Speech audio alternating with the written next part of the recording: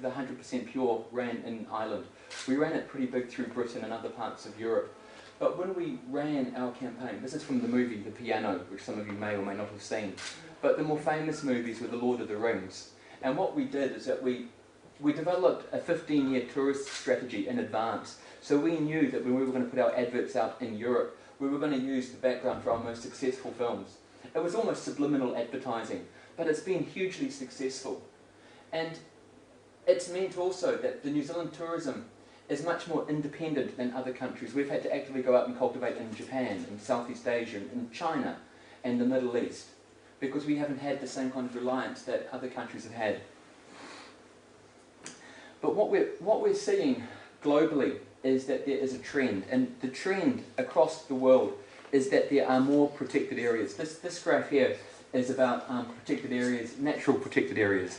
Very simply, heritage sites divide into two parts. You've got cultural heritage and you've got natural heritage. This is just the growth in natural heritage, and roughly there's 102,000 natural sites on the world in 2003. The next assessment comes out later this year. But you can see there is a big push, and this trend to push for more protected areas, cultural heritage, natural heritage, is international. This is a meeting from the Earth Summit in 2002. All of the world's governments go to these meetings. They all sign on to the lofty aspirations to have more protected areas. And we have protected areas for all sorts of reasons. You have them to conserve biodiversity. You have them to conserve cultural heritage. And there's a trend though. All the governments are moving in this direction. And we see it as a good trend, a very, very positive trend. If you look at a country like Ireland, this is a recent graph. These are your European obligations of the sites of special protection that you already have on your right, and your proposed sites on the left. This is quite normal. This is aspirational of what you want to achieve, but the difficulty is that even though you may have a lot of sites, it doesn't mean you'll be getting more tourists. It doesn't mean you'll be getting a better calibre of money spender in your economy. You have to coordinate these types of trends with other trends. Why care?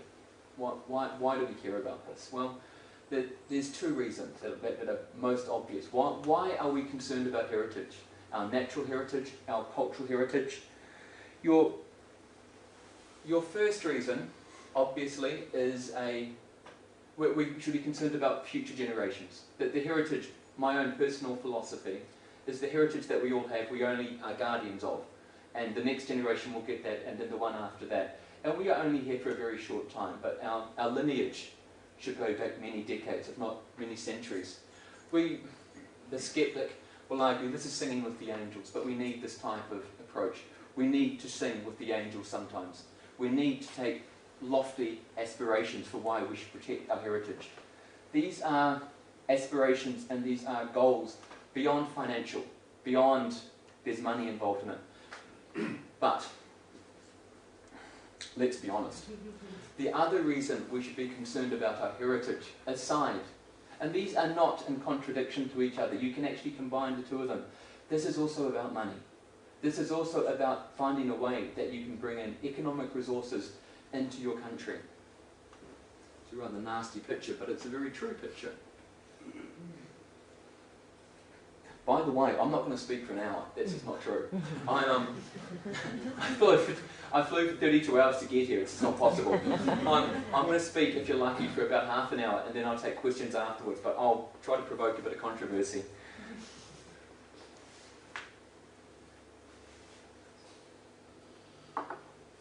This is about money. Let's talk about the money. Let's talk about world heritage. Natural heritage, cultural heritage. The natural heritage alone, we can track it because we used to do this very closely in Paris, 63 million people per year. You don't want them all to come to Kerry, trust me, but that's a lot of people. In Australia, we know that their top 8 parks are bringing in $2 billion per year. We know that quite clearly. The correlation between the tourist and the money is very, very strong. what we're increasingly seeing is that tourists are looking for something special. If you're looking at ecotourism, and we can talk about cultural tourism as well, but if you're looking at ecotourism, we call it megafauna, where people are willing to pay a premium to go out and see something special. People will pay $800 to see a tiger. They will spend $500 to see an albatross. They will spend close to $800 again to see a gorilla. And people are spending hundreds of dollars to see a butterfly. They will travel thousands of miles to see these one particular types of species. And there are literally hundreds of examples of megafauna. And what you have to do is work out what megafauna you have. We know that whale watching, one of the areas that I do work for my government in is with regard to the International Whaling Commission. And there are many, many reasons for why you should protect whales. You can argue the singing with the angels, the intangible, the aesthetic, the cultural values of whales, or you can argue the economic values of whales. New Zealand now argues the reason we shouldn't go whaling is because this industry is worth $1 billion per year. There's more money in watching whales than there is in killing whales. And it's a fantastic shot, isn't it? It's actually, the guy's actually further behind. He's not actually in the mouth of the sperm whale. It's doing some kind of impersonation of Jonah or something like that. He's way back. $1 billion. Now, in New Zealand, we know that this industry is worth, in euro, that's about 80 million euro per year. This industry did not exist before 1987. Since 1987, we've built this industry up and we benchmark it. And it's just fantastic. People come down, they go to certain, there's 3 spots in New Zealand that you can do. It's heavily regulated to make sure that the boats don't go too close to the whales or you'll scare them off. And we can talk about fungi later if you want. About the Irish understand, people in Dingle understand the importance of fungi, but they don't really look after it, but that's another debate. Anyway, this money here, which is really great, the way it works is, this is a picture of the underground map of, an oceanic map of New Zealand, and you can see the tectonic plate that goes right through. In fact, that up here is where you've got Christchurch, and you can see the earthquake happened here.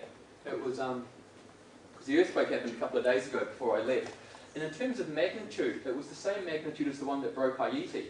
But in New Zealand, it was a miracle. No one was killed. There was no looting. Kiwis are just too laid back to go looting. And then also, we've discovered that most of the buildings were insured. So it's become an economic paradise. And so we've had phone calls from all over the world of these out-of-work builders trying to ring up looking for work. But we're, so this is the tectonic plate. But the reason I'm showing you this isn't because I'm trying to help for work for builders, but because the whales come up from Antarctica, and like the ocean is like a series of motorways, and they follow the tectonic plates around the world to where there's no mystery in this. But where they eat, just here, is a place called Kaikoura, and it's an ocean trench, and it goes a couple of hundred metres up, a couple of hundred metres down, and it traps an ocean current, which is really good for food. And so the whales go in there, they sit, they have a nibble, they get a bit bigger, they go off again. The tourists come out, we take $150 off them, they're happy, we're happy, everyone goes away. Now, in Ireland, you've got a very similar scenario if you want to explore this. I'm not selling anything here. I'm not looking for work. These are all options. These are just what you can and can't do. But you're on a whale highway as